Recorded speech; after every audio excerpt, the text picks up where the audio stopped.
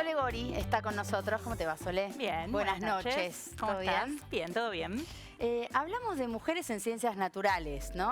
Sí. Nos gusta a nosotras cada tanto Nos gusta. venir con esta temática, porque me parece que en tantos años en las que la verdad se silenció mucho el trabajo de mujeres, acá podemos resaltar cada tanto. Tal cual, tal cual. Y hoy, bueno, también un poco teniendo en cuenta las invitadas que vamos a tener pronto, vamos a hablar un poco de cómo empezó, ¿no? Cómo llegó la mujer a las carreras universitarias, en primer lugar, a las carreras que tenían que ver con, quizás al principio, más tareas de cuidado, lo que tiene que ver con la medicina, y luego cómo fueron llegando a los distintos tipos de ciencias, ¿no? Que también, bueno, finalizando con las ciencias naturales, que también va a ser un poco el tema de la próxima nota. La realidad es que en la Universidad de Córdoba, no sé si te acordás que fue una de las primeras, la primera que tuvo nuestro país, que arrancó en 1600 con los jesuitas. Bueno, ahí hubo 250 años de hombres, varones, yendo a las universidades y no de mujeres. O sea, tuvieron que pasar 250 años para que aparecieran las primeras mujeres en las universidades. Y como te decía, generalmente relacionados a lo que son carreras que tenían que ver con las tareas de cuidado de alguna manera. Por ejemplo, la primera carrera corta que hacen es la carrera de partera. De hecho, tenemos unas plaquitas, unos gráficos que son bastante notorios, cómo justamente empezaron a ascender los estudiantes, las carreras universitarias. Tienen el primer gráfico que se ve ahí, cómo ven el pico justamente a partir de 1940, en verdad, cuando empiezan a tener más mujeres universitarias, porque es cuando comenzamos a tener los derechos políticos, ¿no? Porque en ese momento, ya desde fines de la última década del 1800, que es cuando empiezan a recibirse las primeras mujeres en las universidades, en realidad, según el Código Civil, nosotros éramos como los niños, o sea, nuestros varones a cargo, ya sean padres, hermanos, tenían que hacerse cargo de nosotras y darnos autorización para poder estudiar y además hasta acompañarnos. En algunos casos también acompañaban a las mujeres, a sus hijas o hermanas a las universidades, ¿no? Entonces ahí vemos cómo el pico justamente, estos son datos de la Universidad Nacional de Córdoba, cómo arranca recién en 1940. Y los primeros, de hecho hay otro grafiquito más donde vemos que la carrera de partera justamente es el único, el que vemos ahí, que tiene la primera recibida en 1884, que fue Ángela Certini de Camponovo.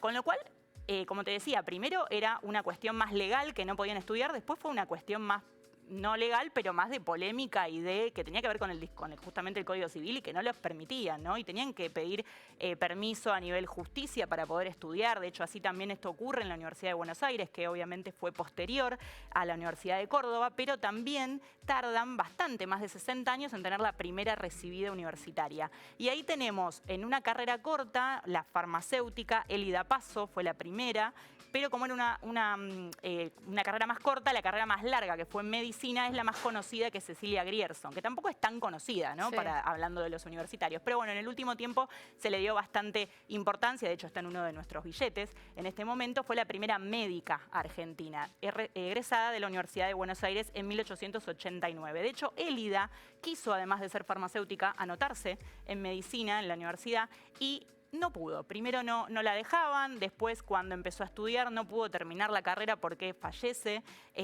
supuestamente de tuberculosis en ese momento, entonces no puede ser la primera médica, termina siendo, como les decía, Cecilia Grierson. Después hay otros casos donde empiezan también, como les decía, a estudiar ya otras carreras que tienen que ver más con las exactas, con por ejemplo las químicas, y también están las primeras químicas. De hecho, hay una que también es muy poco conocida, que se llamaba Delfina Molina Ibedia, que en 1906 fue la primera mujer en obtener su título de doctora en química en exactas de la UBA. Fue la primera inscripta en esa facultad, en la Facultad de Ciencias Exactas, Físicas y Naturales de la Universidad de Buenos Aires. Y bueno, también era muy raro, de hecho la acompaña a su familia a cursar, ¿no? A los primeros días. Por eso digo que era difícil. Y estas primeras químicas, bueno, a fines de la década de 1930 egresaba una mujer cada 8 varones en exactas de la Universidad de Buenos Aires, y luego en 1990 las mujeres superan a los varones, ¿no? Eso se ha visto un aumento. Lo que sí costó mucho también es que entraran en la docencia, que entraran en la investigación, o sea que esas primeras químicas igual les costó mucho llegar a poder ejercer profesionalmente. Y de estas mujeres que te estoy nombrando, la mayoría estudiaba en tiempos mucho más cortos la carrera, o sea, en vez la carrera era de 5 años, la hacían en 3. O sea que no había un problema de capacidad, claramente, sino que el problema era una decisión, ¿no? Y era una cuestión apropiación cultural también. Entonces eso fue una lucha que les costó muchísimo. A mí me emociona mucho cuando toco estos temas, como lo notarán. Y siempre me gusta también traer algunas anécdotas o algunos dichos, ¿no? Por ejemplo, una de las primeras químicas, Olga Anelo, decía que a ella, por ejemplo, no la tomaron en la farmacia franco-inglesa, donde pidió trabajo una vez recibida, porque no contaban con baño para mujeres. Simplemente por eso no podía no podía trabajar. O, por ejemplo, otra también, para conseguir trabajo en la sulfúrica, una fábrica de ácidos debió usar un uniforme masculino porque no había uniformes femeninos, ¿no? O mismo también esta Olga que decía que cuando trabajó en la empresa Gas del Estado y sus hijos eran adolescentes, le ofrecieron una beca para poder ir a perfeccionarse, a estudiar sobre el gas natural en otro lugar, y ella dijo, pero ¿quién se va a ocupar de mis hijos y de mi marido? No voy a poder, y no fue. Y no pudo hacerlo, ¿no? Ese estudio. Entonces, cuando uno recorre todo esto, también recorre los nombres de las tesis, ¿no? De las tesinas de carrera universitaria, todas abocadas un poco a lo que tenía que ver con lo de la mujer, lo femenino. Por ejemplo, apuntes sobre la higiene de la mujer argentina en la pubertad, histerovariotomías ejecutadas en el Hospital de Mujeres. Digo, todo estaba más que nada como, bueno, ¿esto quién lo va a estudiar? ¿De quién? Lo podemos ver por un lado malo o por un lado bueno, ¿no? ¿Quién va a ocuparse de esto? Bueno, que sea la mujer, estudiándose a la propia mujer, o lo podemos ver como algo también que a las mujeres mismas les interesaba, bueno, si esto no lo estudiamos nosotras, ¿quién lo va a estudiar, no? Sí. Es un poco loco cuando uno ve todo eso junto y se da cuenta a dónde llegamos y lo que todavía falta, ¿no? Porque con esto cierro, en Argentina, por ejemplo, hay más mujeres científicas que varones, pero o por lo menos podemos hablarlo en el sistema científico y en determinadas carreras, ¿no? Pero generalmente, como hablamos del techo de cristal, siempre están abajo, ¿no? En los puestos jerárquicos nos cuesta un montón llegar a los puestos de decisión, a que financien nuestros trabajos en particular. Bueno, en este momento está todo complicado el financiamiento, pero en particular en el caso de las mujeres liderando más.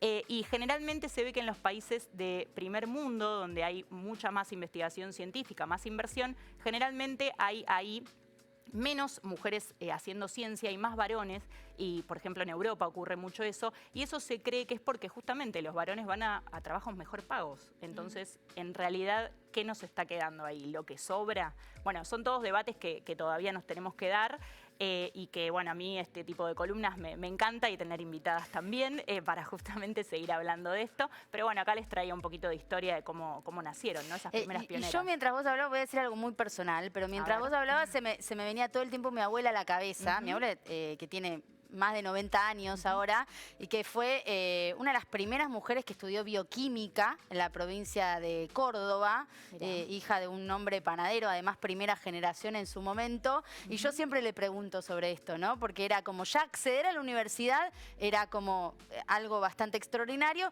y ser una mujer estudiando bioquímica, muchísimo más. Así total. Que eso, bueno, la verdad que siempre da mucho orgullo, bueno, ¿no? Está bueno homenajearla a ella también en esta columna. Que nos ve en este programa muchas veces. Bueno, es tarde y ella ahí aguanta en el televisor, así que aprovecho para mandarle un beso. La podemos traer también un día. Un día la podemos traer, sí, también.